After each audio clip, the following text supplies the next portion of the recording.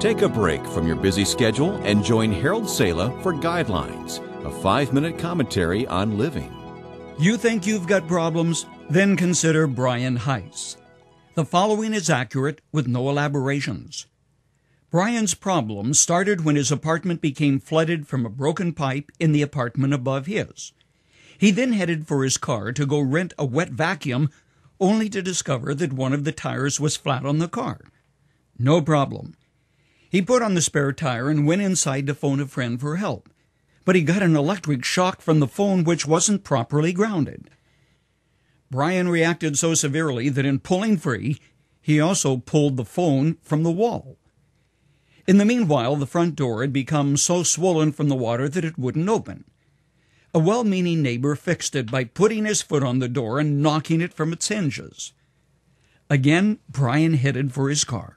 But when he arrived, it was gone, stolen while he was inside.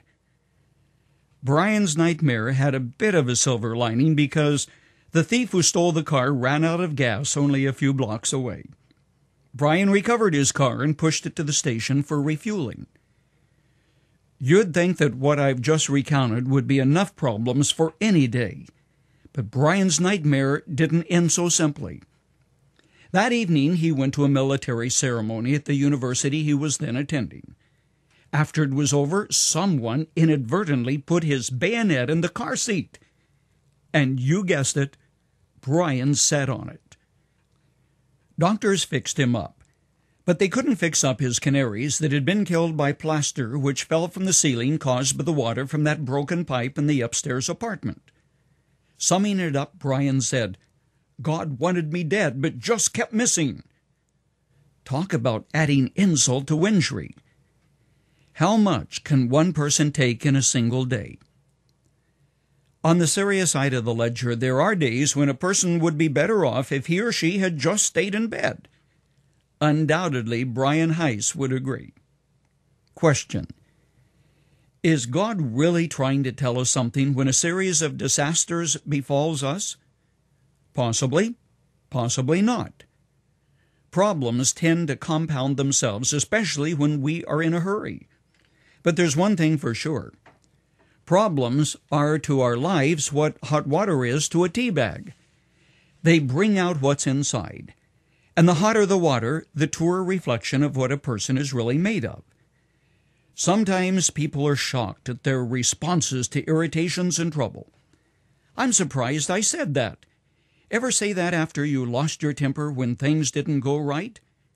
Jesus said, "The good man brings good things out of the good stored in his heart, and the evil man brings evil thoughts out of the evil stored up in his heart.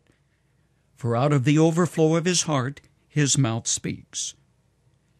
A line in the auto-exec bat of my old DOS computer used to say, "Remember, this too shall pass." It's not a bad idea to keep that in mind. Most of the time, we spend far too much emotional energy on things that really won't count much at all 10 years from now, perhaps even 10 days from now. Difficulties and problems tend to polish you as a smooth stone, or break you down and expose the barren, dark spots of your heart. When you're tempted to tell someone what you think, back off and ask whether it's really worth it. Before you mail that letter, the one you wrote in anger, hold it for a day or two. See if it really says what you mean. When you sow in haste, you reap trouble.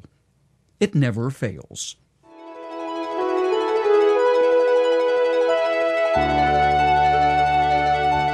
The story that you heard today on Guidelines is absolutely true. A closing thought. If God decides to pass judgment on something, He's right on target. He never misses.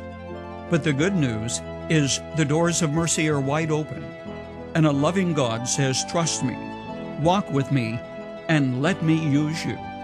You've just heard Guidelines. I'm Harold Sala. Visit our homepage on the web at guidelines.org.